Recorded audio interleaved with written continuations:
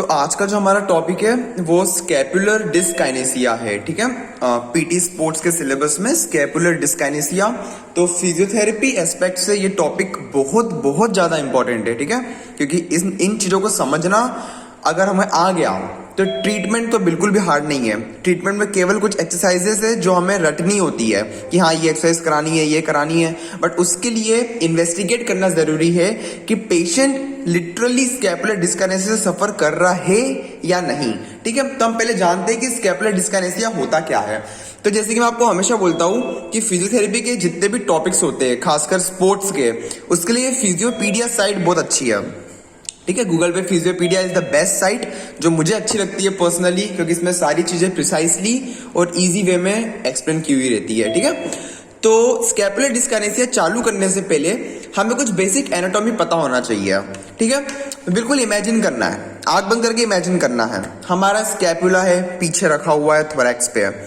Scapula के जो movements होते हैं, अब देखो स्कैपुला एक 3D टाइप का मूवमेंट करता है सारे डायरेक्शन में, इसलिए कोई भी प्लेन या कोई भी एक्सिस इसमें छूटता नहीं है।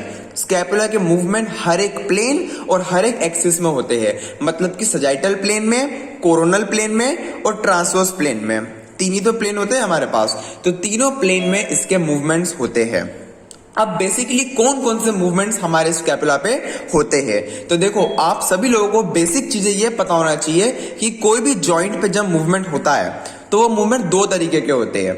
या तो वो ट्रांसलेटरी मूवमेंट्स हो सकते हैं, ट्रांसलेशन से सभी लोग समझ जाओ, बिल्कुल एक स्ट्रेट लाइन में, है ना। या तो वो रोटेटरी मूवमेंट हो सकते हैं, घूमने फिरने वाले। ये दो ही तरीके के मूवमेंट होते हैं कभी भी, या तो ट्रांसलेटरी या तो रोटेटरी।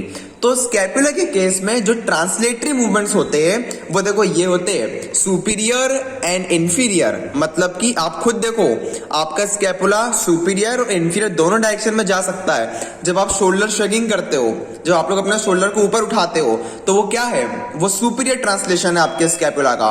और जब आपके शोल्डर को डिप्रेस करते हो नीचे, तो वो क्या है, वो स्कैपुला का इंफीरियर ट्रांसलेशन है। ठीक है, इसके अलावा आपके स्कैपुला पे प्रोट्रैक्शन और रिट्रैक्शन भी होता है। जब आप आपके शोल्डर को आगे करते हो तो वो स्कैपुला पे क्या हुआ, protraction.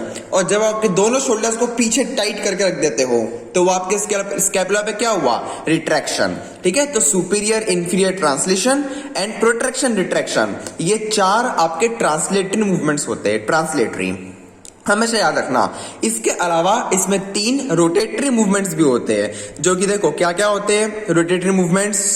C first one is your upward and downward rotation. हम सब जानते हैं कि जब भी हम ओवरहेड एक्टिविटीज करते हैं, जब भी हम हमारे आर्म पे एलिवेशन करते हैं, तो during 180 degree of arm elevation हमेशा आपके स्कैपुला पे अपवर्ड रोटेशन होता है। और जब आप आपके आर्म को वापस नीचे लेके आते हो तो आपके स्कैपुला पे डाउनवर्ड रोटेशन होता है। ठीक है, तो अपवर्ड एंड डाउनवर्ड रोटेशन।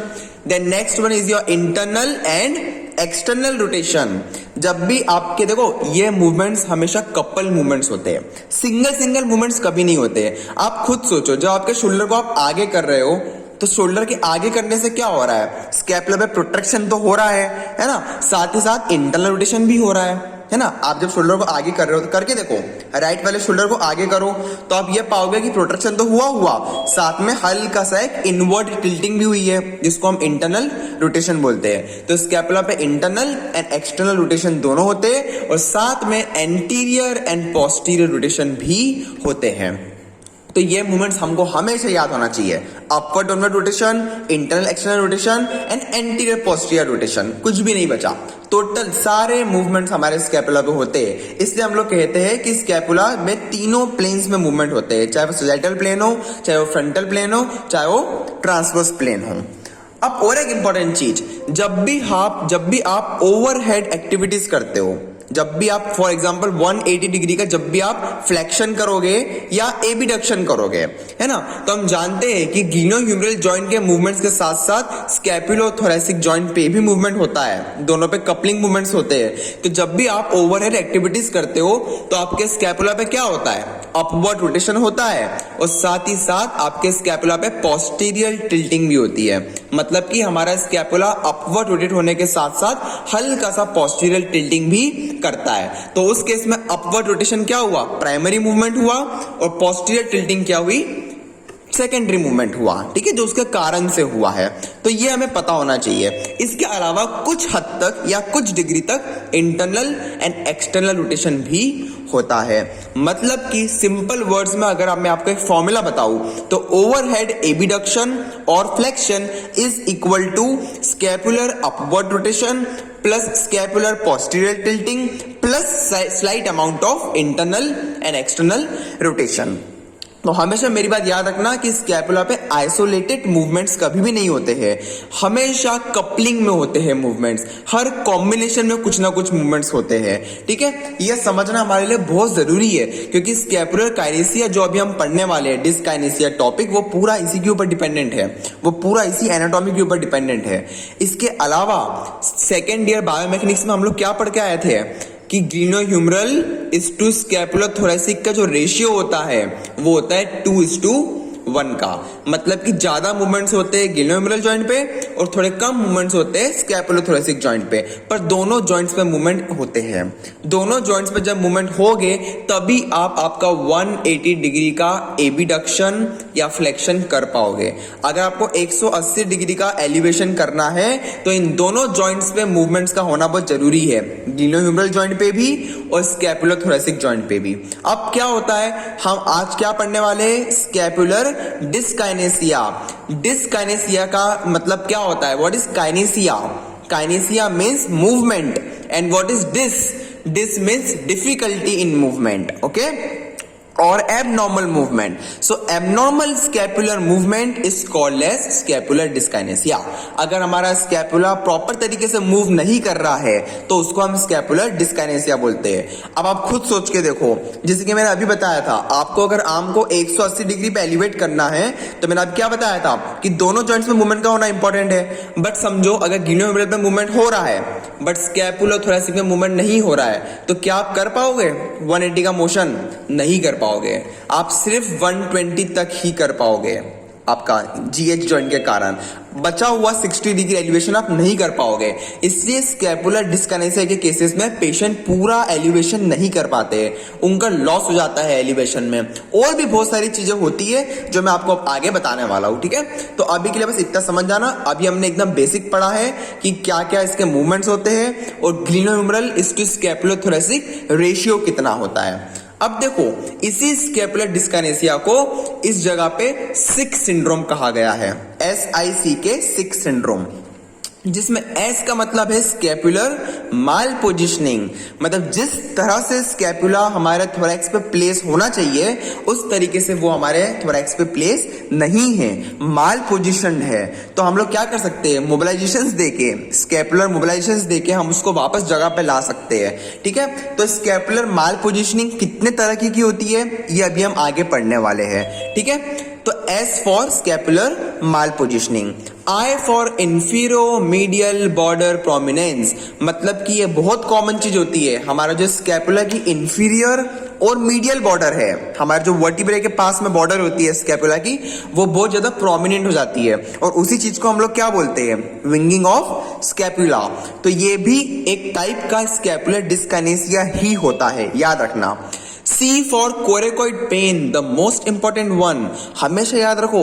अगर आप पेशेंट आपको कंप्लेन कर रहा है कि मुझे एंटीरियर शोल्डर में पेन हो रहा है, तो एंटीरियर शोल्डर में कौन सा स्ट्रक्चर होता है, कोरेकोइड प्रोसेस। तो अगर आप पेशेंट को पाल्पेट करते हो कोरेकोइड प्रोसेस के ऊपर और अगर टेंडरनेस पॉजिटिव आती है तो आपको इमीडिएटली हिट कर जाना चाहिए कि it can be a case of scapular dyskinesia, because scapular dyskinesia में कोरेकोइड रीजन में आपको बहुत ज्यादा पेन होता है, ठीक है।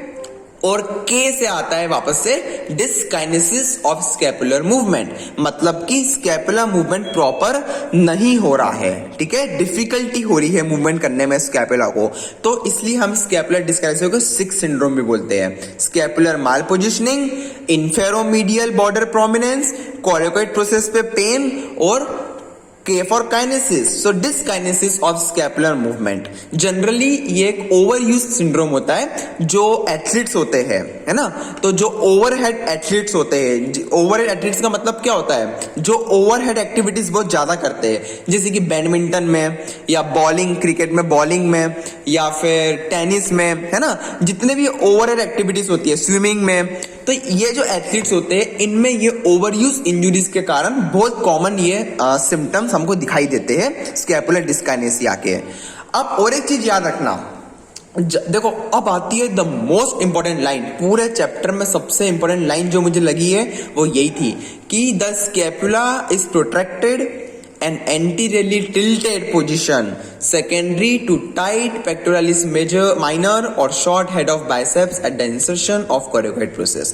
अब इसका मतलब क्या हुआ, ये लाइन अगर आपको पता है तो आप ये समझ लो कि आपने स्कैपुलर डिस्काइनेसिया के पेशेंट को अच्छी तरीके से ठीक कर दिया। ये लाइन बोलती है कि जब भी पेशेंट को स्कैपुलर डिस्काइनेसिया होता है तो जनरली उसका स्कैपुला, हमने अभी 6 सिंड्रोम में एस से क्या पढ़ा था, स्कैपुलर माल पोजिशनिंग। तो माल पोजिशनिंग क्या होती है, गलत तरीके से पोजिशन है वो। तो वो गलत तरीका क्या हो सकता है, वो गलत तरीका ये होता है कि आपका स्कैपुला प्रोट्रैक्टेड हो जाता है। प्रोट्रैक्टेड का मतलब क्या होता है, आगे की तरफ चले जाता है, आगे की तरफ शिफ्ट हो जाता है। अब आप खुद सोचो, आगे की तरफ कौन सी मसल है जो उसको खींच सकती है, कोई बताएगा मुझे, बताओ फटाफट। आगे कौन सी मसल है जो उसको प्रोटेक्शन करवा सकती है? यस, पेक्टोरालिस माइनर मसल जो होती है हमारी, वो हमारी कोरिकोइड प्रोसेस पे इंसर्ट होती है। सभी को पता होना चाहिए बेसिक एनाटॉमी।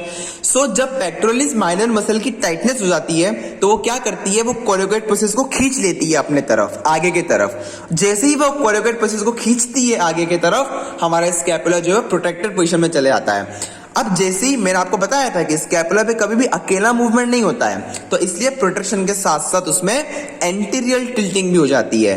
तो ये जो कॉम्बिनेशन पैक है, प्रोट्रैक्शन प्लस एंटीरियर टिल्टिंग का, इसको बोलते हैं माल पोजिशनिंग। यही वो गलत पोजीशन है आपके स्कैपुला की जिसके कारण पेशेंट को कोरिकोइड प्रोसेस पे पेन होता है। अब समझ में आया कि पेशेंट को कोरिकोइड पे पेन क्यों होता है, क्योंकि उसकी पेक्टोरालिस माइनर मसल टाइट हो चुकी है। अब ये तो अपना पहला कॉज था, tightness of pectoralis minor muscle. इसके अलावा और एक चीज क्या अटैच होती है कोरिकोइड प्रोसेस पे, हमारा शॉर्ट हेड ऑफ बाइसेप्स। तो अगर आपका शॉर्ट हेड ऑफ बाइसेप्स की टाइटनेस हो जाए, है ना, अगर आपका शॉर्ट हेड ऑफ बाइसेप्स की टाइटनेस हो जाए तो वो भी इस गलत पोजीशन को कॉज करने में उतना ही जिम्मेदार होता है। इसलिए हमें हमेशा इन पेशेंट्स में 2 चीजों को रिलीज करना बहुत इंपॉर्टेंट है। एक है पेक्टोरालिस माइनर मसल और एक है आपकी short head of biceps femoris, है ना, सॉरी बाइसेप्स ब्रेकाई। ये 2 मसल्स को हमको रिलीज करना बहुत इंपॉर्टेंट है। इसलिए मैंने कहा था कि ये लाइन पूरे चैप्टर में सबसे इंपॉर्टेंट लाइन है। अगर ये लाइन आपको याद हो गई तो बस कामयाबी मिल गई, समझ जाना, ठीक है। चलो अब हम बढ़ते हैं आगे। इतना हमको समझ गया कि डिस्काइनेसिया क्या होता है, किस वजह से होता है। अब आ जाओ क्लिनिकल प्रेजेंटेशन में। क्लिनिकल प्रेजेंटेशन का मतलब कि अब पेशेंट आपको क्या क्या सिम्टम्स देगा। तो देखो हम अभी अभी पढ़ के आए थे, मैंने आपको ऑलरेडी बताया था कि पेशेंट आपको क्या सिम्टम देगा, खुद सोच के देखो। जनरली ये होता है ओवरहेड एक्टिविटीज में, ओवरहेड एथलीट्स में होता है ये, है ना। अब इसमें सिम्टम्स क्या आते हैं, anterior shoulder pen is the most common symptom, ठीक है। एंटीरियर शोल्डर पेन पेशेंट को होगा क्योंकि आगे की तरफ होती है कोरिकोइड प्रोसेस, ठीक है। इसके अलावा पोस्टीरियर सुपीरियर स्कैपुलर पेन होगा। पोस्टेरो सुपीरियर, समझो ये आपका स्कैपुला है तो इसके ये वाले रीजन में आपको पेन होगा, पोस्टेरो सुपीरियर रीजन पे आपको पेन होगा। इसलिए होगा पेन, चलो गैस करो क्या लगता है, चलाओ दिमाग। पोस्टेरो सुपीरियर रीजन में पेन होने का क्या कारण हो सकता है, कौन सी मसल का इन्वॉल्वमेंट हो सकता है, बताओ। पेन हमेशा टाइटनेस से होता है, याद रखना, जब भी आपकी मसल टाइट होती है तो आपको पेन होगा। तो अब दिमाग लगाओ कि अगर पोस्टेरो सुपीरियर स्कैपुलर रीजन में पेन हो रहा है तो कौन सी मसल की टाइटनेस हो सकती है वहां पे, बेसिक एनाटॉमी, ठीक है, लिवेटर स्कैपुली हो सकती है। बट इसके अलावा और एक जो इंपॉर्टेंट मसल मिस कर रहे हो जिसकी टाइटनेस हो सकती है, अपर ट्रेपेजियस। यस, आपकी अपर ट्रेपेजियस की जो टाइटनेस होती है वो बहुत कॉमन होती है स्कैपुलर डिस्काइनेसिया में, और इसी अपर ट्रेपेजियस की टाइटनेस के कारण पेशेंट को पोस्टीरियर और सुपीरियर स्कैपुलर पेन भी कॉमन होता है, तो याद रखना, ठीक है। So one was the anterior shoulder pain, then your posterior superior scapular pain. Superior shoulder pain, patient को शोल्डर के ऊपर भी पेन हो सकता है, ठीक है, आगे भी हो सकता है, ऊपर भी हो सकता है। लेटरल आर्म में उसको पेन हो सकता है। अब देखो, आप सोचोगे कि पेन तो किसी जगह छूट ही नहीं रही है, एंटीरियर भी है, सुपीरियर भी है, पोस्टीरियर भी है, लेटरल भी है, तो वो इसलिए है क्योंकि जो आपका ये ह्यूमरस होता है और जो आपका स्कैपुला होता है, इनके आसपास बहुत सारी मसल्स होती है। आपकी रोटेटर कफ मसल्स है, आपकी डेल्टॉइड है, levator scapulae, rhomboids minor, rhomboids major, teres minor, teres major, बहुत सारी मसल है। जब भी आपका स्कैपुला माल पोजीशन होगा या गलत तरीके से पोजीशन होगा तो मसल्स की लेंथ टेंशन रिलेशनशिप में फर्क पड़ता है। मसल्स की जो एफिशिएंसी होती है काम करने की, उन पे फर्क पड़ता है। आपको आश्चर्य होगा ये जान के कि जब भी स्कैपुलर डिस्काइनेसिया किसी पेशेंट को होता है तो उसकी रोटेटर कफ मसल्स की जो स्ट्रेंथ होती है वो 21% से कम हो जाती है। 21% डिक्लाइन होता है इन the strength of rotator cuff muscles when the patient is suffering from scapular dyskinesia. तो आप जब भी उस पेशेंट की एमएमटी चेक करोगे, रोटेटर कफ मसल्स की जब भी आप एमएमटी चेक करोगे, आपको हमेशा एमएमटी कम मिलेगी क्योंकि पेशेंट की स्ट्रेंथ जो है वो कम हो जाती है। स्ट्रेंथ कम होने का कारण क्या होता है? इस स्कैपुला की गलत पोजीशन। और स्कैपुला की गलत पोजीशन से एक्चुअली हुआ क्या, आपकी जो लेंथ टेंशन रिलेशनशिप होती है मसल्स की, जो कि फिजिक्स में हम पढ़ते थे, तो लेंथ टेंशन रिलेशनशिप जो होती है मसल्स की वो डिस्टर्ब हो जाती है। And because of this disturbed length tension relationship there is alteration in the strength of rotator cuff muscles, ठीक है, ये चीज हमें पता होना चाहिए। तो ये सारे सिम्टम्स हमको मिलेंगे, ठीक है। जनरली इन पेशेंट्स में आपको पोस्टीरियर कैप्सूल की टाइटनेस भी मिलती है। तो देखो, अगर मैं आपको रिवाइज कराऊं तो आप सोच के देखना, एक तरफ मैं लिखता हूं वीकनेस कि कौन कौन सी मसल्स वीक हो रही है, और एक तरफ में लिखता हूं टाइटनेस कि कौन कौन सी मसल्स टाइट हो रही है, ठीक है। तो टाइटनेस में पहली मसल आपकी है upper trapezius, levator scapulae, pectoralis minor और आपकी short head of biceps brachii है। मेनली ये चार मसल्स है जो आपकी टाइट होती है, जिसके कारण पेशेंट को पेन होता है। और जो मसल्स वीक होती है वो है आपकी पूरी की पूरी शोल्डर की स्टेबलाइजर्स, जो आपके स्कैपुला की स्टेबलाइजर्स, जो आपके स्कैपुला को स्टेबलाइज करने में हेल्प करते हैं। कौन कौन सी होती है स्कैपुलर स्टेबलाइजर्स? बड़ा इजी है, rhomboids minor, rhomboids major, serratus anterior, middle trapezius, है ना, ये आपकी वो मसल्स है जिनको हम स्कैपुलर स्टेबलाइजर्स कहते हैं। ये सारी मसल्स आपकी वीक हो जाती है, rhomboids minor, rhomboids major, serratus anterior, और आपकी कौन सी मसल बताई थी मैंने फोर्थ वाली? मिडल ट्रेपेजियस, है ना, मिडल एंड लोअर ट्रेपेजियस।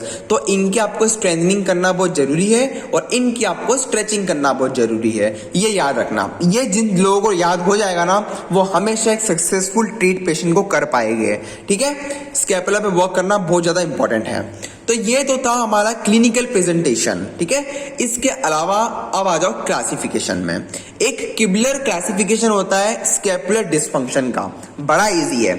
इसने बोला है कि भैया 3 टाइप के होते हैं scapular dysfunction, type 1, type 2, type 3। कुछ नहीं है, बहुत इजी है। टाइप 1 में होता है इंफीरियर डिस्फंक्शन, मतलब कि जो आपका स्कैपुला है, आपके स्कैपुला की जो इंफीरियर बॉर्डर है वो बहुत ज्यादा प्रोमिनेंट हो जाती है, तो उसको बोलते हैं इंफीरियर प्रोमिनेंसी या टाइप 1 स्कैपुलर डिस्काइनेसिया। टाइप 2 में क्या होता है? मीडियल डिस्फंक्शन, मतलब कि जो आपकी पूरी की पूरी मीडियल बॉर्डर होती है स्कैपुला की वो प्रोमिनेंट हो जाती है ना, तो उसको नाम दिया टाइप 2। अब टाइप 3 में क्या बचा? Superior border. तो अगर आपकी स्कैपुला की सुपीरियर बॉर्डर प्रोमिनेंट हो जाएगी तो वो कहलाएगा टाइप 3। तो बस ये 3 टाइप के स्कैपुलर डिस्काइनेसिया होते हैं, इसके अलावा चौथा कोई टाइप होता नहीं है। तो ये हमको आइडेंटिफाई करना इंपॉर्टेंट है। जब आप पेशेंट को एग्जामिन करोगे पोस्टीरियर व्यू से, जब आप उसके स्कैपुला को एग्जामिन करोगे, आप क्लियर कट देख पाओगे कि कौन सा तरफ का स्कैपुला उसका प्रोमिनेंट है। क्या वो इंफीरियर है, क्या वो मीडियल है, या क्या वो सुपीरियर है। अब तीनों प्रोमिनेंट के अलग अलग कॉज हो सकते हैं। अब वो देखना क्या हो सकते हैं वो कॉज। जो इंफीरियर डिस्फंक्शन होता है, inferior dysfunction can be because of rotator cuff dysfunction. अब देखो बड़ी अच्छी लाइन है ये, स्कैपुलर डिस्काइनेसिया। मैं बोल सकता हूं कि स्कैपुलर डिस्काइनेसिया खुद एक डिसीज नहीं है, बल्कि ये एक सिम्टम है दूसरे डिसीजेस का। जिन पेशेंट्स में रोटेटर कफ के डिस्फंक्शन है, जिनकी रोटेटर कफ प्रॉपर काम नहीं कर रहा है, तो उन केस में क्या हो सकता है, आपका स्कैपुला पे आपको इंफीरियर प्रोमिनेंसी मिल सकती है। तो याद रखना, अगर आपको इंफीरियर रीजन प्रोमिनेंट मिल रहा है तो it can be because of rotator cough dysfunction. अगर आपको मीडियल डिस्फंक्शन मिल रहा है, मीडियल साइड प्रोमिनेंट मिल रही है, तो वो हो सकती है because of glenohumeral joint instability. अगर आपका जीएच जॉइंट, जो कि सबसे इंपॉर्टेंट जॉइंट है आपके शोल्डर का, तो अगर जीएच जॉइंट में इंस्टेबिलिटी है, इंस्टेबिलिटी का मतलब क्या होता है कि वहां के सारे स्ट्रक्चर्स लूज है ना, कोई टोन नहीं है उनमें। इंस्टेबिलिटी का मतलब डिसलोकेशन होने की चांसेस बहुत ज्यादा है। तो जब भी ग्लिनोह्यूमरल इंस्टेबिलिटी हो जाती है, जब हमारे ग्लिनोह्यूमरल लिगामेंट्स सारे वीक हो जाते हैं, स्लैक हो जाते हैं, तो उन केस में हमको मीडियल डिस्फंक्शन मिल सकता है। इसके अलावा सबसे इंपॉर्टेंट और एक कॉज क्या हो सकता है मीडियल डिस्फंक्शन का, सेरेटस एंटीरियर की वीकनेस। क्योंकि सेरेटस एंटीरियर वो मसल होती है जो आपके स्कैपुला के मीडियल बॉर्डर को थोरैक्स से पकड़ के रखे हुए है। अगर सेरेटस एंटीरियर वीक हो गई तो वो छोड़ देगी उसको, तो मीडियल बॉर्डर आपकी प्रोमिनेंट हो जाएगी। तो याद रखना। और थर्ड जो होता है superior dysfunction, it can again be a result of rotator cough dysfunction along with your deltoid rotator cuff force couple imbalances. मतलब कि डेल्टॉइड मसल और रोटेटर कफ मसल्स, अगर इन दोनों मसल्स के बीच में कुछ इम्बैलेंस हो जाए, ठीक है, कुछ इम्बैलेंस अगर हो जाए, तो आपको सुपीरियर डिस्फंक्शन मिल सकता है। अब देखो इम्बैलेंस कैसे हो सकता है, बड़ा इजी है इसको समझना। आप खुद सोचो, एक तरफ आपकी रोटेटर कफ मसल्स है, एक तरफ आपकी डेल्टॉइड मसल है। आप खुद सोचना फोर्स कपल कैसे काम करता है। देखो रोटेटर कफ मसल्स में सबसे नीचे कौन सी मसल होती है, इंफ्रास्पाइनेटस। इंफ्रास्पाइनेटस क्या करती है, नीचे की तरफ फोर्स खींचने का काम करती है, मतलब ग्रेविटी को असिस्ट करती है। बट डेल्टॉइड क्या करती है, ऊपर की तरफ फोर्स लगाती है, मतलब ग्रेविटी को रेजिस्ट करती है। तो देखो डेल्टॉइड ऊपर की तरफ फोर्स लगा रही है, इंफ्रास्पाइनेटस नीचे की तरफ फोर्स लगा रही है। अब सोचो अगर आपकी इंफ्रास्पाइनेटस वीक हो जाए तो डाउनवर्ड फोर्स जो वो लगा रही थी वो वीक हो जाएगा। इसका मतलब जो अपवर्ड फोर्स था वो स्ट्रांग हो जाएगा और ज्यादा। तो ये हो गया डिस्टर्बेंस, इसको तो बोलते हैं डिस्टर्बेंस। तो वही लाइन तो लिखी हुई थी, देखो कितना क्लियर कट लिखा हुआ था कि deltoid rotator cuff force couple imbalances, जो मैंने अभी समझाया उसको ही इम्बैलेंस बोलते हैं। तो ये होते हैं तीन तरीके के Keibler classification of scapular dysfunction. इसको समझना बहुत जरूरी था। चलो अब मैं आपको शिफ्ट करवाता हूं कुछ इमेजेस पे, इसके कुछ इमेजेस देख लो तो चीजें आपकी और क्लियर हो जाएगी, फिर हम आगे बढ़ेंगे। मेरी आवाज सभी को क्लियर है, मुझे एक बार कंफर्म कर देना। सर पहले आ रही है आवाज अब? अभी फिर से रिपीट कर दी, बीच में ब्रेक हो गई थी सर। अच्छा, तो कुछ मिस हुआ क्या? देखो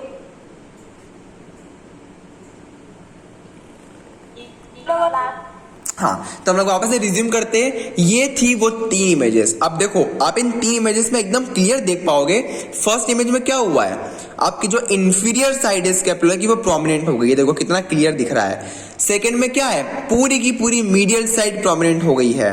और थर्ड में क्या है, सिर्फ सुपीरियर साइड प्रोमिनेंट हुई है ना, ओनली द सुपीरियर वन।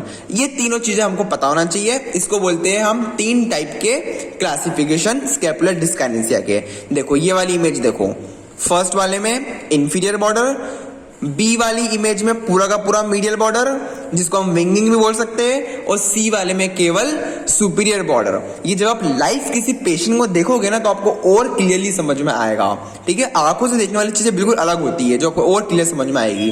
देखो इस वाली इमेज में देखो कितना क्लियर समझ में आ रहा है। फर्स्ट वाले में इंफीरियर, सेकेंड वाले में पूरा का पूरा मीडियल, है ना, और थर्ड वाले में ओनली सुपीरियर। तो चलो एक बार हम लोग रिवाइज करते हैं। माइक को अनम्यूट करो, मुझे बताओ, जल्दी बताओ कि जो इंफीरियर वाला था वो किस कारण से हो सकता है, बताओ फटाफट। नहीं नहीं नहीं, डेल्टॉइड नहीं, इंफीरियर वाला सिर्फ रोटेटर कफ डिस्फंक्शन से होता है ना। और ये वाला सेकंड वाला medial, yes, glenohumeral joint instability के कारण ये हो सकता है। और थर्ड वाला सुपीरियर, ये हो सकता है because of rotator cuff dysfunction as well as your force couple imbalances between your rotator cuff and your deltoid, है ना, इन दोनों के कारण। तो देखो यही वो चीजें जो आपको एक अच्छा फिजियोथेरेपिस्ट बनाने में हमको हेल्प करेगी। इतनी चीजें अगर हमको पता है तो हमारे लिए इससे अच्छी बात और कुछ नहीं है, हम सबके लिए, ठीक है। ये चीजों पे तो हमको फिर आगे वर्क करना है, तो इसलिए इसको बहुत ध्यान से सुनना। तो ये थे हमारे 3 टाइप के स्कैपुलर डिस्काइनेसिया जो हमको पता होना चाहिए। अब देखो ये चीज आपको मैंने बताई थी, क्या है ये चीज, आप क्या इससे हमको पता लग रहा है, ये वही है। मैं आपको क्या बोला था कि जब भी आपकी पेक्टोरलिस माइनर मसल की टाइटनेस हो जाती है तो वो आपके स्कैपुला को क्या करवा देती है, प्रोट्रैक्शन करवाती है और साथ में फॉरवर्ड टिल्टिंग करवा देती है। तो फॉरवर्ड टिल्टिंग या जिसको हम एंटीरियर टिल्टिंग भी बोल सकते हैं। So anterior tilting plus protraction is equal to malpositioning. यही होती है आपकी वो गलत पोजीशन स्कैपुला की जिसको आपको ठीक करना है, इसी चीज को आपको ठीक करना है।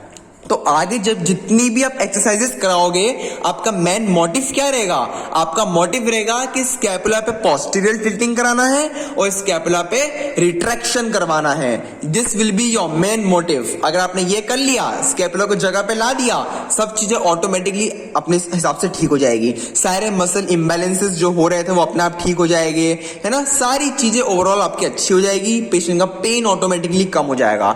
तो इसी स्कैपुला को जगह पे लाने के लिए हमारे पास बहुत सारी अलग अलग एक्सरसाइजेस होती है और हम ग्रेड 4 के मोबिलाइजेशंस का यूज कर सकते हैं स्कैपुला को जगह पे लाने के लिए।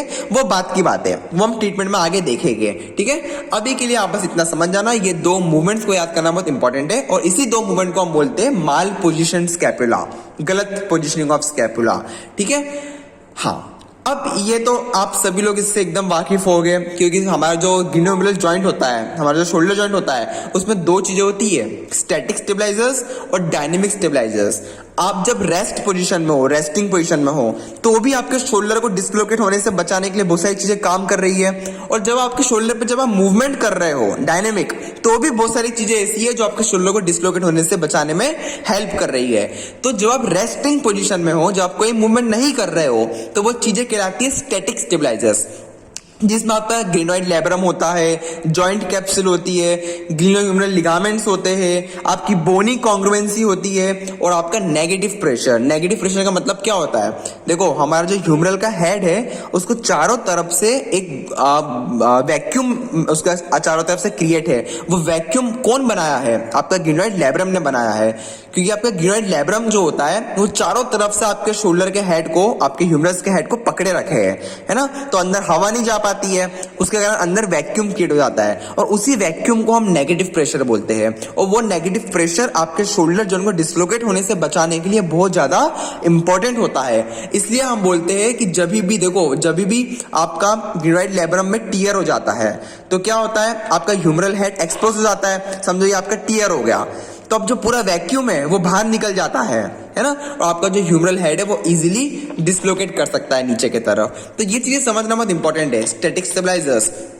उसी तरीके से एक होते हैं डायनेमिक स्टेबलाइजर्स। जब आप मूवमेंट्स करते हो आपके शोल्डर पे, तो ये वो चीजें हैं जो आपके शोल्डर को डिस्लोकेट होने से बचाती है। इसमें सारी मसल्स आ जाती है, आपकी पूरी रोटेटर कफ मसल्स, आपकी पूरी आसपास की स्कैपुलोथोरैसिक मसल्स, मतलब levator scapulae, rhomboids, teres minor major, है ना, सारी ये मसल्स आपकी डायनेमिक स्टेबलाइजर्स का काम करती है। तो जब भी किसी पेशेंट को स्कैपुलर डिस्काइनेसिया होगा तो स्कैपुलर डिस्काइनेसिया में इन दोनों चीजों का बहुत इंपॉर्टेंट रोल होता है, चाहे वो स्टैटिक स्टेबलाइजर्स हो चाहे वो डायनेमिक स्टेबलाइजर्स हो। इन दोनों में से कहीं ना कहीं दिक्कत तो आई है जिसको आपको एग्जामिन करना है कि वो दिक्कत क्या हो सकती है, ठीक है। रोटेटर कफ की वीकनेस हो सकती है, वो आसपास की मसल्स की वीकनेस हो सकती है, लैब्रम में टियर हो सकता है, जॉइंट कैप्सूल में टाइटनेस हो सकती है। इन सारी चीजों को असेस करना आना चाहिए, ठीक है। तो ये बहुत इंपॉर्टेंट हमारे मैनेजमेंट का पार्ट फॉर्म करता है।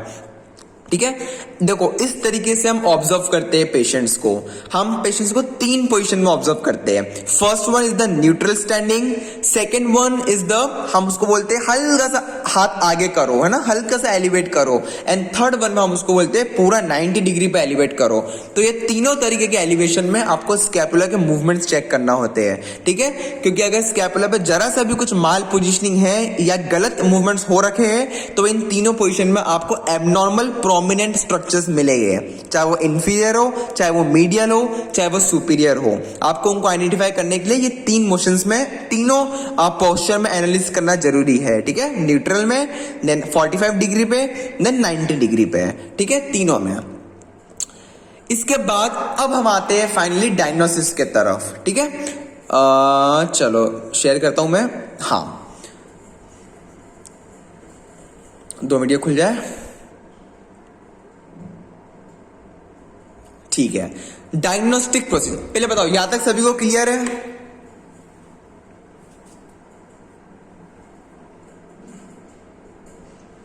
लेब्रम वाला पॉइंट रिपीट कर दो। कौन सा वाला? लेब्रम। लेब्रम, मैं आपको बता रहा था कि लेब्रम जो होती है हमारी गिनोइड लेब्रम, वो चारों तरफ से हमारे ह्यूमरल हेड को पकड़े रखे हुए है, घेर के रखी है, तो है ना, उसके कारण से क्या होता है, अंदर वैक्यूम बन जाता है। जो आपकी जॉइंट स्पेस होती है उसमें एक वैक्यूम होता है, उसी वैक्यूम को हम नेगेटिव इंट्रा आर्टिकुलर प्रेशर बोलते हैं, और वो नेगेटिव प्रेशर के कारण आपका शोल्डर जॉइंट स्टेबल होता है। आपका शोल्डर जॉइंट जो इंस्टेबिलिटी नहीं हो रही है ना, डिसलोकेशन क्यों नहीं हो रहा है? Because of this negative pressure. जब भी आपके लेब्रम में टियर हो जाएगा तो लेब्रम में टियर होने की वजह से ये नेगेटिव इंट्रा आर्टिकुलर प्रेशर आपका लॉस्ट हो जाता है, और इस प्रेशर के लॉस्ट होने के कारण आपका शोल्डर हाईली अनस्टेबल हो जाता है और डिसलोकेशन की चांसेस बहुत ज्यादा बढ़ जाती है, ठीक है। ये था वो point negative intra articular pressure का, जो आपका स्टैटिक स्टेबलाइजर बनाने में हेल्प करता है। ये आपके शोल्डर का स्टैटिक स्टेबलाइजर कहलाता है, जो आपके शोल्डर जॉइंट को डिसलोकेट होने से बचाने का काम कर रहा है, ठीक है। चलो अब आ जाओ डायग्नोस्टिक प्रोसीजर्स में।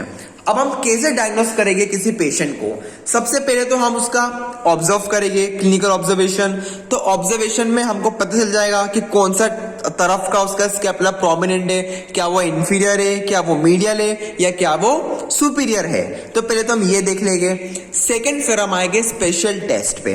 अब स्पेशल टेस्ट बड़े इंपॉर्टेंट है। देखो वापस से मैं इमेजेस शो करता हूं, आप लोग स्पेशल टेस्ट को यूट्यूब पे देखना अच्छे से। अभी हमारा थोड़ी टाइम की डेफिशिएंसी है, इसलिए हम एक स्पेशल टेस्ट को डिटेल में देख नहीं सकते, बट आप लोग यूट्यूब पे वो पेज खोलना फिजियो ट्यूटर्स का, और फिजियो ट्यूटर्स में जाके हर एक स्पेशल टेस्ट को डिटेल में देखना। 2-2, 3-3 मिनट के वीडियो होते हैं, आपको समझ जाएगा। मैंने अभी इमेजेस के फॉर्म में आपको बताता हूं, ठीक है। This one is your scapular retraction test. देखो बड़ा इजी है। हमको पता है कि जो माल पोजिशनिंग थी हमारे स्कैपुला की वो क्या थी? प्रोटेक्शन थी, है ना। मतलब कि पेशेंट का जो स्कैपुला था प्रोटेक्टर था। तो आप खुद सोचो पेशेंट को पेन क्यों हो रहा है? ओवरहेड एलिवेशन में पेशेंट को पेन क्यों हो रहा है? Because of this protection. तो अगर आप स्कैपुला को रिट्रैक्शन करवा दोगे तो क्या होना चाहिए? पेशेंट का पेन कम होना चाहिए या ज्यादा होना चाहिए? बताओ। कम होना चाहिए। मतलब कि अगर आप शोल्डर रिट्रैक्शन टेस्ट का लगा रहे हो तो शोल्डर रिट्रैक्शन टेस्ट का मतलब क्या होता है? You will tell the patient to do elevation. सभी को ब्रेक कर रही है मेरी वॉइस? Yes sir. देखो अब क्लियर है? ठीक है। तो मैं यही बता रहा था कि you will tell the patient to elevate his और हर आर्म। अब जब पेशेंट अपने आर्म को एलिवेट करेगा तो एज अ थेरेपिस्ट आप क्या करोगे? आप देखो आगे के तरफ एक फॉरवर्ड प्रेशर लगा के उसके स्कैपुला को रिट्रैक्ट करोगे। रिट्रैक्ट करना है आपको उसके स्कैपुला को हाथ से मैन्युअली। जैसे ही आप उसके स्कैपुला पर रिट्रैक्शन दोगे पेशेंट का पेन इमीडिएटली कम हो जाएगा। पेशेंट बोलेगा कि हाँ अब मुझे ओवरहेड एक्टिविटी करने में या एलिवेशन करने में पेन नहीं हो रहा है। तो आप समझ जाना कि आपका टेस्ट पॉजिटिव है, ठीक है। तो ये था आपका स्कैपुलर रिट्रैक्शन टेस्ट। जब भी आप मैन्युअली रिट्रैक्शन दोगे, अप्लाई करोगे पेशेंट के स्कैपुला पे, जब वो एलिवेशन कर रहा है या कर रही है तो उसका पेन एकदम से कम हो जाएगा, ठीक है। तो वो टेस्ट आपका पॉजिटिव कहलाएगा। ये था पहला टेस्ट। अब सेकंड ये जो टेस्ट है ये कहलाता है आपका स्कैपुलर, 2 मिनट रुकना, ठीक है। तो ये होता है हमारा wall test because of serratus anterior weakness के कारण। तो देखो ये कुछ इतने टेस्ट लिखना काफी है आपका। ये एक वॉल टेस्ट हो गया, फिर ये मैंने आपको बताया था मेजरमेंट्स जो आप स्कैपुलर के लोगे राइट एंड लेफ्ट साइड वर्टिब्रेस से, फिर ये आपका स्कैपुलर असिस्टेंस टेस्ट था और ये आपका स्कैपुलर रिट्रैक्शन टेस्ट था। बस 4 टेस्ट लगा दो, मोर देन इनफ है। इतने में आपको समझ में आ जाएगा कि आप पेशेंट को स्कैपुलर डिस्काइनेसिया हो रखा है, ठीक है। हाँ, तो ये तो हमारा एक डायग्नोसिस वाला पॉइंट, इतने टाइप से हम इसको डायग्नोस करते हैं। अब हम फाइनली बढ़ते मैनेजमेंट की तरफ।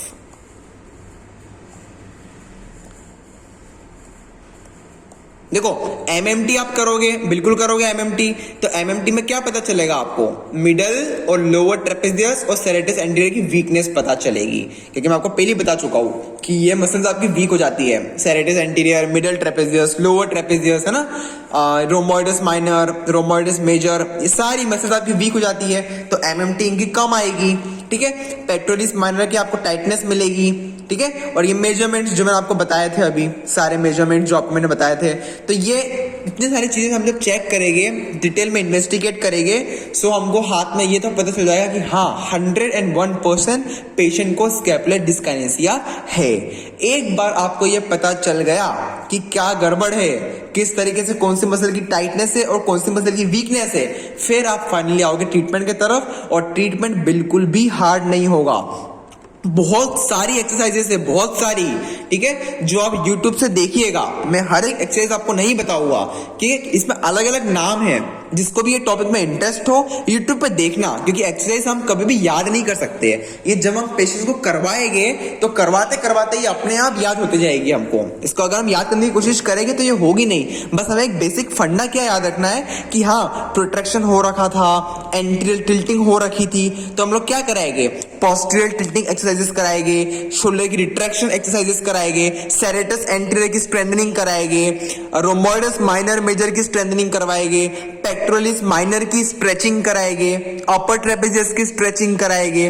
जो मैं सारी चीजें बोल रहा हूँ ये क्या है, ये तो ट्रीटमेंट है, दिस इज द ट्रीटमेंट, है ना। तो ये चीजें हम लास्ट में एक और रिवाइज करेंगे। अभी के लिए हमेशा याद रखना कि आप फिर मोबिलाइजेशंस भी कराओगे। मैं आपको बताया था ग्रेड 4 मोबिलाइजेशंस आप कराओगे, क्योंकि पोस्टीरियर कैप्सूल की टाइटनेस हो रखी थी। तो पोस्टीरियर कैप्सूल जो टाइट हो रखा था शोल्डर का, उसको रिलीज करना बहुत इंपॉर्टेंट है। तो उसको रिलीज करने के लिए कौन सी ग्लाइड लगाओगे बताओ, एपी ग्लाइड देना अच्छा रहेगा या पीए ग्लाइड से रिलीज होगी, बताओ कौन से ग्लाइड से रिलीज होगी पोस्टीरियर कैप्सूल की टेंशन।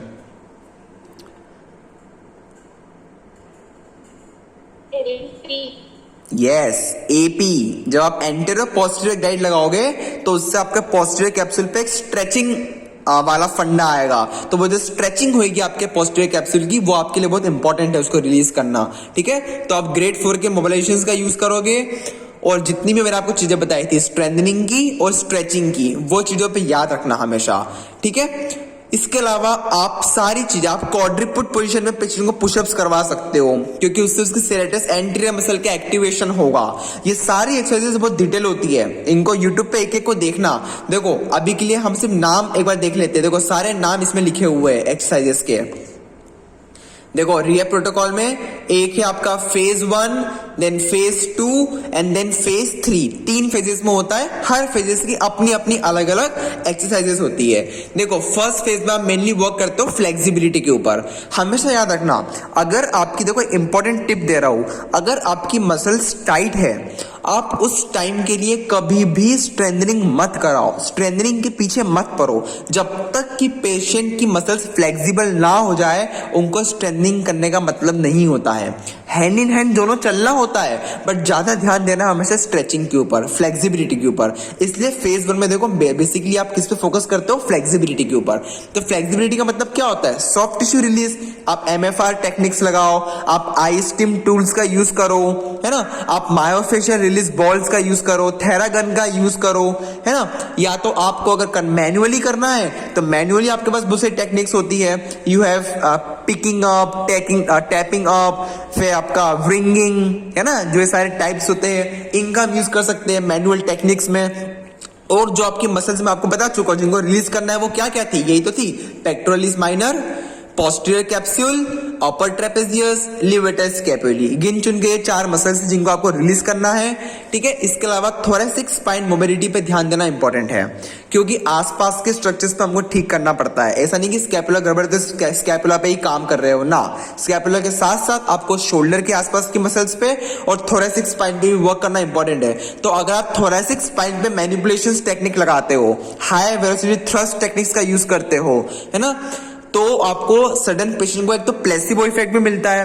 प्लेसिबो इफेक्ट का मतलब क्या होता है, साइकोलॉजिकली, है ना, भले वो चीज लिटरली कुछ काम करे या ना करे, पर एक जो चट की आवाज आती है जब आप मैनिपुलेशन देते हो थोरेसिक स्पाइन पे, तो वो कहीं ना कहीं आपका देखो मैंने एक रिसर्च आर्टिकल पढ़ा था, वो रिसर्च आर्टिकल क्लियर कहता था कि जब भी आप स्पाइन पे हाई वेलोसिटी थ्रस्ट देते हो बहुत कम इफेक्ट होता है, पेशेंट का पेन उससे कम नहीं होता है। हाई वेलोसिटी थ्रस्ट देने से पेशेंट का पेन कम नहीं होता है, बल्कि उससे जो एक प्लेसिबो इफेक्ट क्रिएट होता है।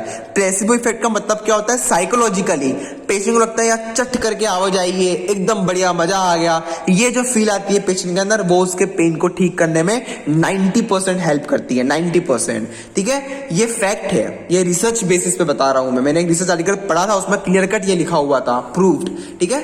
तो थोरेसिक स्पाइन की मोबिलिटी एक्सरसाइजेस, मैनिपुलेशन आप करवा सकते हो। थोरेसिक स्पाइन की एक्सटेंशन एक्सरसाइजेस कराना इंपॉर्टेंट है। क्यों इंपॉर्टेंट है, देखो वापस एक इंपॉर्टेंट टिप दे रहा हूं। 2 चीजें आपके पास, एक होती है आपकी thoracic flexion exercises along with hip flexion, और एक होता है thoracic extension exercises along with hip extension. दोनों में एक एक चीज होती है। जब भी आप थोरेसिक फ्लेक्शन एक्सरसाइजेस करते हो, उससे आपका शोल्डर का स्कैपुला का प्रोट्रैक्शन वाला मूवमेंट इंप्रूव होता है। जब आप खुद करके देखना, जब भी आप थोरेसिक पे फ्लेक्शन करोगे और हिप पे फ्लेक्शन करोगे, आपका जो स्कैपुला है वो अपने आप प्रोट्रैक्शन में जाता है। और जब भी आप थोरेसिक स्पाइन पे एक्सटेंशन करते हो या हिप पे एक्सटेंशन करते हो, आपका स्कैपुला अपने आप रिट्रैक्शन में जाता है। तो अब बताओ मुझे, स्कैपुलर डिस्काइनेसिया के केस में क्या कराना अच्छा रहेगा, थोरेसिक एक्सटेंशन और थोरेसिक फ्लेक्शन, क्या कराना अच्छा रहेगा? Thoracic extension. एग्जैक्टली। तो अगर हम इन पेशेंट्स में थोरेसिक एक्सटेंशन एक्सरसाइजेस कराते हैं और साथ में हिप की एक्सटेंशन एक्सरसाइजेस कराते हैं, तो बायोमैकेनिकली ऑटोमेटिकली उसका स्कैपुला जो है रिट्रैक्टेड पोजीशन में जाना चालू हो जाएगा और पेशेंट को ऑटोमेटिकली रिलीफ होना चालू हो जाएगा, ठीक है। तो याद रखना, देखो हम अभी स्कैपुला पे वर्क नहीं कर रहे, हम वर्क कहाँ पे कर रहे हैं, थोरेसिक स्पाइन पे, हिप पे, और उसका रिलीफ हमको, उसका इफेक्ट कहाँ पे मिल रहा है, स्कैपुला पे। यही तो ट्रिक्स होती है, यही तो एक अच्छा फिजियोथेरेपिस्ट बनाएगी हमको। इतनी सारी चीजों को अगर हम इनकॉर्पोरेट करेंगे हमारे ट्रीटमेंट में, तो डेफिनेटली हमको रिजल्ट्स मिलना ही मिलना है, ठीक है। तो इसमें वही लिखा था, पेक्टोरलिस माइनर का स्ट्रेच भी हमको कराना पड़ेगा। अब ये सब जो चीजें होती है आप लोग गूगल पे सर्च करना, स्लीपर स्ट्रेच क्या होता है, जेनी स्ट्रेच क्या होता है, अपर ट्रेपेजियस को हम लोग किस तरह से स्ट्रेच देते हैं। अब ये सब हमको पता होना चाहिए कि बस ये सारी चीजें करानी है, कैसे करानी है ये आप लोगों का काम है, ठीक है, आप लोगों का काम है, क्योंकि पूरी मैनुअल टेक्निक्स होती है जो करने से पता चलती है, ठीक है, सिर्फ देखने से पता नहीं चलेगी। फिर आप आइसोमेट्रिक्स और आइसोटोनिक्स करवाओगे। आइसोमेट्रिक्स में आपको पता है मसल की लेंथ जो है वो चेंज नहीं होगी और आइसोटोनिक में होगी, है ना। तो ये सारी एक्सरसाइज के नाम लिखे हुए हैं, स्कैपुलर पिंचेस, रॉबरी पिंचेस, लो रो वॉल आइसोमेट्रिक्स, है ना। ये सारी चीजें, ये सब एक्सरसाइजेस के नाम है जो आप कराओगे। देखो एक डायरी बना लेना, उन डायरी में ये सारी एक्सरसाइजेस के नाम लिख के उनके साथ, देखो आपको एक चीज बता रहा हूं मैं, ये मैं खुद करता हूं। ये जितने नाम है ना, ये हमको डायरेक्टली ऐसे याद नहीं होते। आप क्या करो, आपकी एक डायरी बनाओ छोटी सी, उस डायरी में अलग अलग केसेस लिखो, जैसा एक केस लिखो स्कैपुलर डिस्काइनेसिया, अब सारे इसके एक्सरसाइजेस के नाम लिख दो। जैसे पहले आपने लिखा पेक्टोरल स्ट्रेच, सामने बिल्कुल एक लाइन डायग्राम बना दो। लाइन डायग्राम ये डिनोट करते हुए जिससे आप समझ जाओ कि किस पोजीशन में आपको स्ट्रेच करना है। सेकंड, अगर मैंने लिखा अपर ट्रेपेजियस का स्ट्रेच, सामने एक छोटा सा लाइन डायग्राम बना दो कि किस तरीके से हम अपर ट्रेपेजियस को स्ट्रेच करते हैं। इस तरीके से करते हैं ना, ऐसा ऊपर हाथ रख के, तो आपको एक आइडिया लग जाएगा कि आपको इमीडिएटली पे पोजीशन याद आ जाएगी। तो ये डायरी मेकिंग अच्छी हैबिट है, ये करना चाहिए। तो ये चीजें हमें अपना भी याद होना चालू हो जाएगी, ठीक है। तो फेज 1 में you will work on flexibility, isometrics and isotonics, इन पे हम वर्क करेंगे। सारी एक्सरसाइज के नाम इसमें लिखे हुए हैं, इसको सर्च करना गूगल पे, ये बहुत डिटेल है, हर एक एक्सरसाइज हमें पता होना चाहिए, ठीक है। फेज 2 में देखो इतनी सारी एक्सरसाइजेस और है, scapular clocks, wall washes, prone rows, high rows, prone IYT exercises, ये सारी कुछ देखना आप लोग आज गूगल पे, आज के आज देखना। जो बेसिक एनाटॉमी थी, जो बेसिक बायोमैकेनिक्स थी कि इसमें क्या क्या गड़बड़ होती है, ये मैं पढ़ा चुका हूं, क्योंकि एक बार गड़बड़ पता चल गई तो उसको ठीक करना इंपॉर्टेंट है, और उसको ठीक करने के लिए ये सारी एक्सरसाइजेस हमें पता होना चाहिए, जिसको हमें ग्रेजुअल मैनर में धीरे धीरे प्रोग्रेस करेंगे। तो पहले फेज 1, फिर फेज 2 और फिर फेज 3 में आ जाएगी आपकी खतरनाक वाली हाई लेवल की एक्सरसाइजेस, जिसमें आपकी सारी क्लोज काइनेमेटिक चेन में देखो सारी एडवांस एक्सरसाइजेस के नाम लिखे हैं, seated pike lift, push plus, scapular pushups, है ना, वॉल बॉल स्काउज, ये सारी आपकी एडवांस एक्सरसाइजेस है। बियर क्रॉल, ये सब तो मुझे भी नहीं पता है अभी कि ये बियर क्रॉल क्या होता है, प्लायो बॉल डी एक्सलेशन क्या होता है, मुझे भी नहीं पता है। मैं खुद इसको आज पढ़ने वाला हूँ डिटेल में, ठीक है। इसको आप पढ़ोगे ना आज तो आपको ये चैप्टर पूरा क्लियर हो जाएगा कि किस, देखो बस इतना फंडा मुझे ये पता है कि जितने भी ये एक्सरसाइजेस के नाम लिखे हुए हैं, इन सारी एक्सरसाइजेस में केवल 2 चीज होने वाली है सब में। एक तो आपका स्कैपुलर रिट्रैक्शन में जाने वाला है और आपके स्कैपुलर पे पोस्टीरियर टिल्टिंग होने वाली है, बस। इससे ज्यादा और कुछ मुझे पता नहीं है और पता करना भी नहीं है। सबके लिए ये इंपॉर्टेंट है कि जो माल पोजीशनिंग थी आपको उसको करेक्ट करना है, तो उसी माल पोजीशनिंग को करेक्ट करने के लिए ये सारी हमारे पास एक्सरसाइजेस अवेलेबल है ना। तो ये था हमारा ट्रीटमेंट पार्ट इस चैप्टर का, और यहाँ पे ये चैप्टर हमारा खत्म होता है। अब ये तो फिजियोपीडिया का मैंने बताया था, अब जो मेरे नोट्स थे उस नोट्स को भी रीड करना, उसमें यही चीजें मैंने लिखी है पर थोड़ी शॉर्ट में लिखी हुई है बस, इसलिए मैंने आपको आज नोट से नहीं पढ़ाया। जो चीजें अभी हमने पढ़ी डिटेल में, ये वही चीजें शॉर्ट में लिखी हुई है, इसमें कुछ भी अलग नहीं लिखा हुआ है, ठीक है। ये सारी चीजें एक बार नोट्स को पढ़ लेना और ये इमेजेस देख लो एक बार कि एक्सरसाइजेस कौन कौन सी कराते हैं। देखो ये थी आपकी स्कैपुलर रिट्रैक्शन एक्सरसाइजेस, क्योंकि हमको रिट्रैक्शन करवाना है तो इस टाइप से आप पेशेंट को करवाते हो, शादी शोल्डर की रिट्रैक्शन एक्सरसाइज आप कराओगे। फिर ये होती है आपकी स्कैपुलर की स्टेबिलिटी एक्सरसाइजेस, इसको आप बोलते हो scapular retraction depression with TheraBand. TheraBand के थ्रू ये करवाई जाती है 6 सेकंड होल्ड के साथ। देखो आप देख पा रहे हो इमेजेस में, एक बार पेशेंट एबडक्शन कर रहा है, एक बार एक्सटर्नल रोटेशन कर रहा है ना, अलग अलग एंगल पे वो कर रहा है, ठीक है। इसको ही हम IYT बोलते हैं, इस एक्सरसाइज को हम IYT बोलते हैं। ये हम प्रोन में भी करवा सकते हैं पेशेंट को, आप लोग सर्च करना, बहुत प्यारी एक्सरसाइज है IYT एक्सरसाइज, IYT, क्योंकि इसमें 3 शेप बनते हैं। देखो सेकेंड इमेज में क्या दिख रहा है, T दिख रहा है, T बना हुआ। थर्ड इमेज में क्या दिख रहा है, वो I टाइप का है, और लास्ट वाली इमेज में Y टाइप का है। तो ये IYT, ये हम प्रोन में भी करवा सकते हैं पेशेंट्स को वेट कफ के साथ, ये सर्च करना गूगल पे, ठीक है। इसके अलावा देखो ये सारी, इसको बोलते हैं close chain scapular clock exercises. Clock का मतलब क्या होता है, घड़ी जैसी, क्या? हाँ, Screen is not visible. Screen is not visible, या जस्ट वेट अ सेकेंड।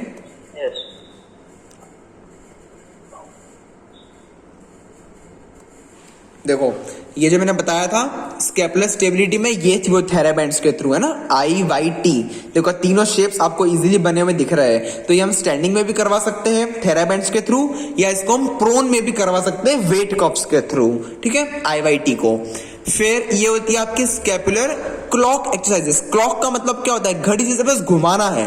देखो आपने आपके हाथ को दीवार पर रख दिया है और बस आपको क्या करना है, स्कैपुला पे ऐसा पूरा रोटेशन मूवमेंट करना है, पूरा रोटेशन करना है चारों तरफ, anti clockwise and clockwise.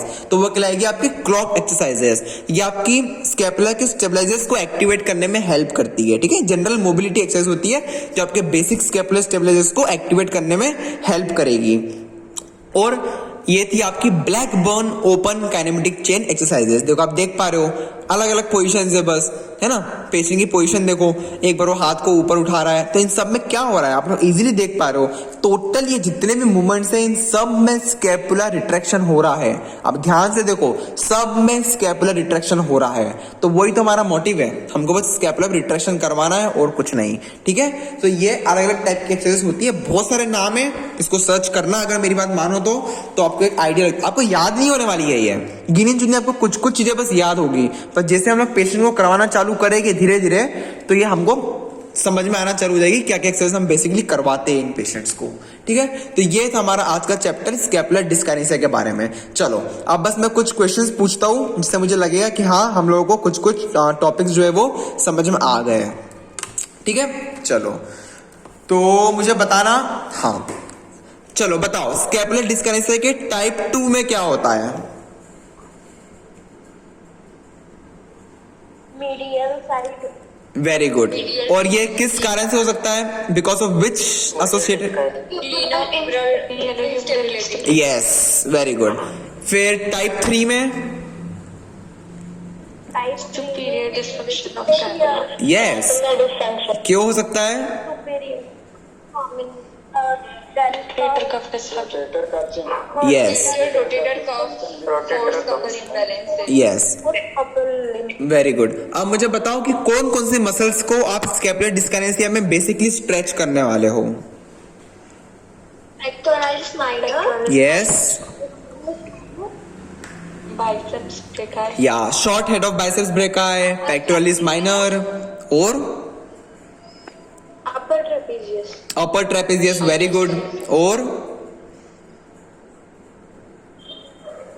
Levator स्कैपुली, levator स्कैपुली है ना, लिवेटर स्कैपुली को भी करोगे और पोस्टीरियर कैप्सूल ऑफ शोल्डर को भी आप रिलीज करोगे, है ना। तो पोस्टीरियर कैप्सूल को रिलीज करने के लिए आप इमोबिलाइजेशंस का यूज करोगे, और बाकी जो मसल्स है उनको रिलीज करने के लिए आपके पास बहुत सारी एन नंबर ऑफ टेक्निक्स है। आप थेरागन का यूज करो, आप मायोफेशियल रिलीज बॉल आती है उनका यूज करो, आप आईस्टीम टूल्स जो आते हैं, आपने देखोगे ना स्टेनलेस स्टील के वो जो इंस्ट्रूमेंट्स आते हैं उनको आईस्टीम बोलते हैं, IASTM, instrument assisted soft tissue mobilisation.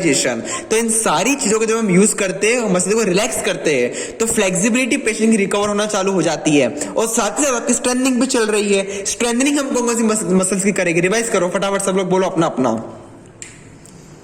Middle trapezius. Yes, Anterior. Middle anterior, lower trapezius. या middle, lower, serratus anterior, rhomboids minor, rhomboids major, है ना। और साथ में रोटेटर कफ, क्योंकि मैंने आपको क्या बताया था कि अकॉर्डिंग टू रिसर्च आर्टिकल, जब भी स्कैपुलर डिस्काइनेसिया होता है तो पेशेंट का जो रोटेटर कफ मसल की जो स्ट्रेंथ होती है वो 23% से कम हो जाती है ना। इसलिए रोटेटर कफ की स्ट्रेंथनिंग करना बहुत ज्यादा इंपॉर्टेंट है। पर रोटेटर कफ की स्ट्रेंथनिंग करने का मतलब कब होगा? जब आप बाकी मसल्स को रिलैक्स कर चुके हो, रिलीज कर चुके हो, तभी इसकी स्ट्रेंथनिंग करने में।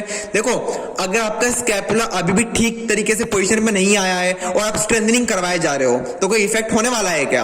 नहीं होने वाला है ना। तो पेरेस स्कैपुला को तो जगह पे लाओ, पेरेस स्कैपुला की जो एंटीरियर टिल्टिंग थी और जो प्रोट्रैक्शन था उसको ठीक करो।